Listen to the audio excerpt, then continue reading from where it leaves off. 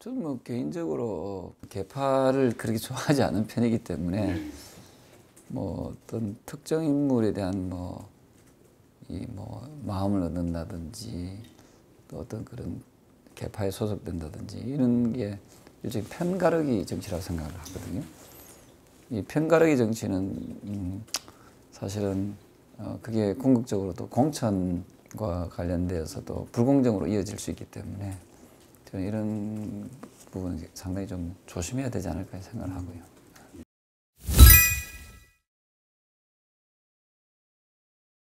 사실은 이제 저는 8년 전부터 당의 주인은 당원이기 때문에 당원들이 어쨌든 스스로 어떤 당의 운명을 결정해야 된다 이 입장이거든요. 그게 책임 정당, 책임 정치의 하나고 아시다시피 미국이나 영국이나 프랑스나 독일이나 기타 선진 국가들도 보면 다 당원 100%를 하고 있기 때문에 그렇다면 우리도 뭐 제가 봤을 때는 당 대표는 당원들이 뽑는다 이건 너무도 평범하고 상식이다 생각을 하는데 이게 이제 자칫 이제 또 왜곡되거나 이렇게 표심이 왜곡되면 안 되잖아요. 그렇죠. 그런 측면에서 제가 주장하는 당원 100%하고 지금 약간 그 순수한 의도가 훼손되지 않았으면 좋겠다 생각합니다.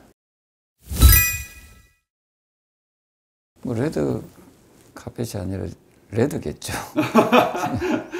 예, 당원들이 그렇게 호락호락하지 않습니다. 그리고 그것도 말씀드리지만 잘못된 선택을 했을 경우에는 또 그 책임은 그 선택을 한 사람들이 고스란히 져야 되는 거 아니겠어요? 그런 의미에서 저는 뭐 현명한 선택을 하지 않을까 이런 생각을 하죠. 뭐 다른 후보들도 다 나름대로 그 당권 주자로서 이렇게 나와 있지만 이분들이 무엇을 할 것인지에 대해서는 뚜렷한 메시지가 없잖아요. 반면에 저는 3패 개혁 운동을 하고 있잖아요. 첫 번째 이제 비례대표를 없애야 된다. 국민들한테만 뭐 연금 개혁이니 뭐니 해가지고 고통 분담을 하게 해서는 안 되고요. 정치권도 고통 분담을 해야 된다 생각합니다. 그러면서 아마 비례대표를 없애면 20% 정도 의원수를 줄일 수 있는 겁니다. 최소한 20%의 의원 정수를 줄이는 그런 개혁에 동참하라라고 이야기하고 싶고요. 두 번째로 국회의원이 가지고 있는 각종 특권 있잖아요. 면책 특권, 불체포 특권. 그래서 이런 국회의원의 어떤 특권, 면책 특권을 폐지하는 게 두 번째 정치 개혁이고요. 세 번째는 이제 양정당에서 그동안에 수백억씩 정당 국고 보조금을 챙겨갔잖아요. 제가 한 20년 이렇게 쭉 데이터를 추적해 보니까 한 1조 한 2,500억, 한 1조 3천억 정도가 정당 국고 보조금이 나갔는데 한 번도 감사받은 적이 없잖아요.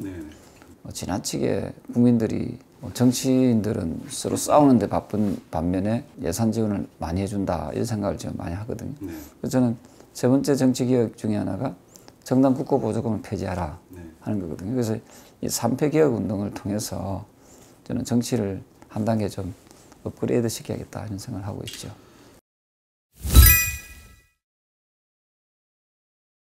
근데 그거는 뭐 대표하기 나름이지요. 그러니까 당대표 잘 뽑아야 되겠지요. 그래서 저는 이제 국회의원들을 보고 선거하는 게 아니고 당원들을 보고 선거를 하는 거니까. 당원들 현장에서 분위기 되게 좋거든요. 그래서 저는 상식이 있고 양식이 있는 당원이면은 저를 지지할 것이다 봅니다. 나머지 당권 주자들은 뚜렷한 개혁의 의지가 없잖아요. 그냥 윤심파리에만 정신들이 없죠. 예? 윤심파리, 윤심 눈치 보기. 그 저는 당당하잖아요. 소신도 있고. 저를 선택해야지 누굴 선택하겠습니까? 저는 뭐 그렇지 않다 봅니다. 시간이 지날수록 우리 당원들은 현명하기 때문에 누가 과연 국민의 힘을 변화시키고 또 개혁시키느냐. 거기에 저는 승부수가 갈린다 이렇게 보거든요. 승부가 갈린다 보고 뭐 거기에 제가 자신이 있습니다. 예. 뭐 저를 안 뽑고 다른 사람 뽑으면 할 수 없지만 그럼 정치개혁은 물 건너가는 거겠죠.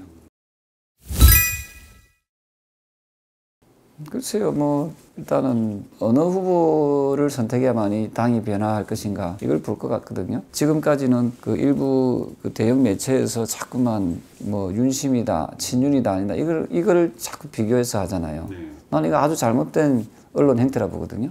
오늘도 제가 10시에 공청회를 하는 이유가 바로 그런 거거든요.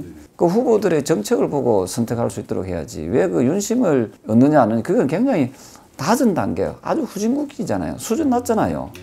우리나라 언론들이 그래 수준 낮아도 되겠습니까? 이렇게 훌륭한 공약을 지금 제시하는 의원에 대해서는 제대로 주목하지 않고 윤심을 파니 안 파니 그것만 집중해 있으면서 또 그걸 또 비판을 해요? 아이러니하잖아요. 그 각성해야 됩니다. 어느 후보가 어떤 정책을 내고 있는지를 그걸 부각시켜야 되지요. 우리 그 언론 수준도 죄송합니다만은 너무 낮아요. 정치 수준하고 비슷해요. 한 6, 70위권 좀 되는 것 같아요. 그러면서 정치를 왜 비판합니까? 요즘 언론들 보면은 좀 각성해야 된다 생각합니다. 글쎄, 그 각자 도색이라기보다는 자신 없는 사람들은 들어가겠죠. 권성동 의원 들어갔다 아닙니까? 결선 투표를 하나 안 하나 결과는 이게 변화와 개혁을 선택하느냐, 기존의 정치의 흐름에서 그냥 머무느냐 그 싸움 같거든요.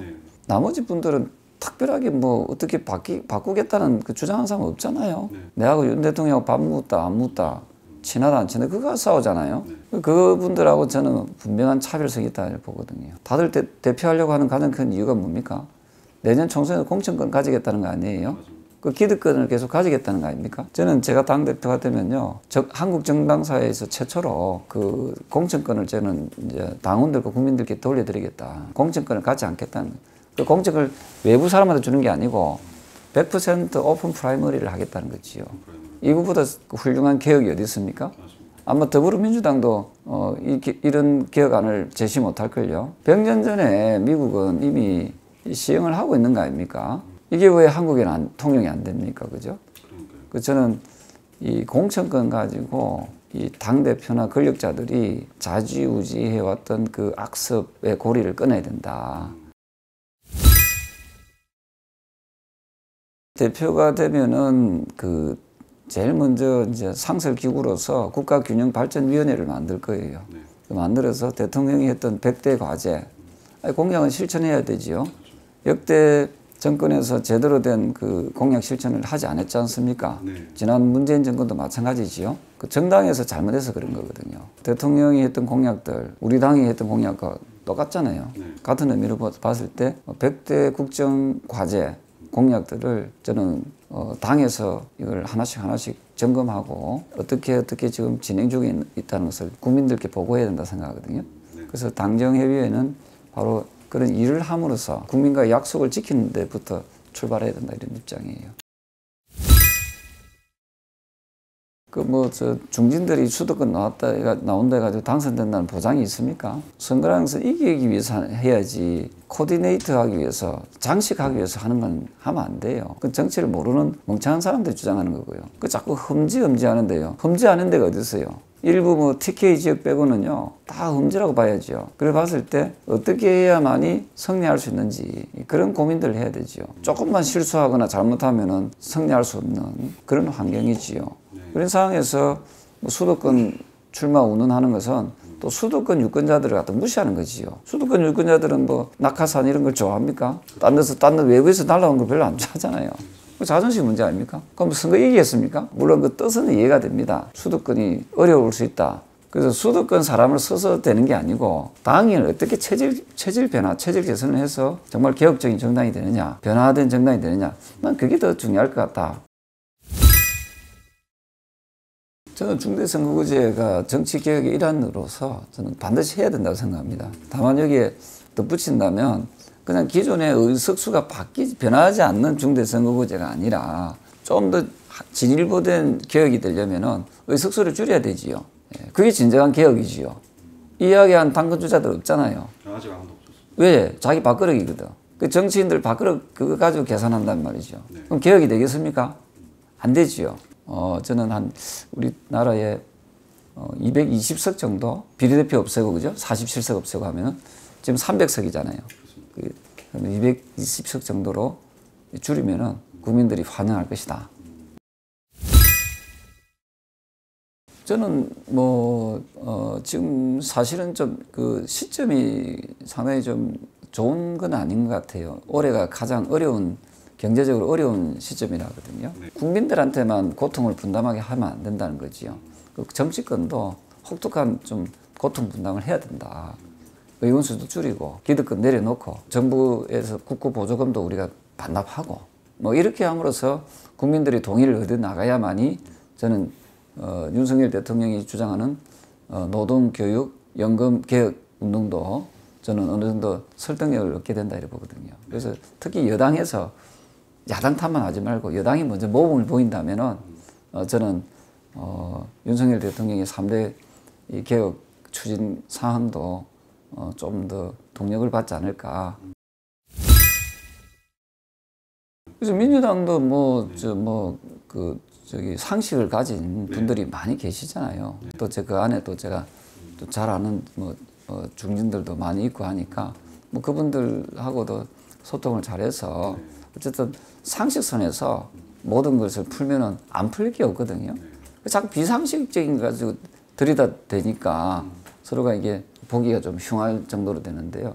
그래서 당리 당락을 떠나서 오로지 국가의 장래와 또 국민을 위한 그런 정치를 한다면 저는 안 통할 리 없을 거라고 생각합니다. 그래서 제가 잘 협치해서 야당도 또 존중하고 예, 야당을 상대를 존중해야지 그 상대가 또 우리를 인정할 거 아닙니까, 그죠? 그런 좀 문화를 제가 만들어 보겠습니다.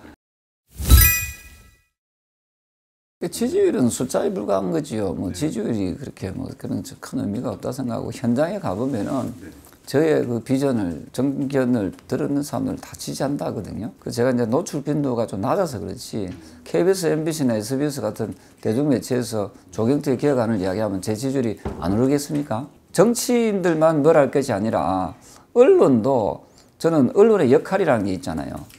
나와 있는 후보가 있으면 공정하게 보도를 해야죠. 왜 편파적으로 보도합니까? 그래서 공정하게 어떤 후보가 어떤 공약을 하고 있는지, 어떤 정책을 하고 있는지, 어떤 비전을 제시하는지를 갖다가 좀 이렇게 막대 그래프를 하든지 도표를 해가지고 해줌으로써 그걸 유권자들이 좀 선택할 수 있는 기회를 공정하게 줘야지요. 뭐 공정과 상식이 통하는 그런 사회가 돼야 되고요. 그리고 열심히 땀 흘려서 일하는 사람들이 대접받는 그게 공정한 사회잖아요. 정치도 마찬가지죠. 정치가 오로지 그 국가와 국민을 생각하고 줄서기라든지 그죠? 줄 세우기 여기를 좀 극복할 수 있는 그런 정치를 저는 실현하고 싶고요. 그래서 제가 최연소이지만 최다선이잖아요. 그 저를 믿고 한번 맡겨주셨으면 하는 바람입니다. 예, 감사합니다.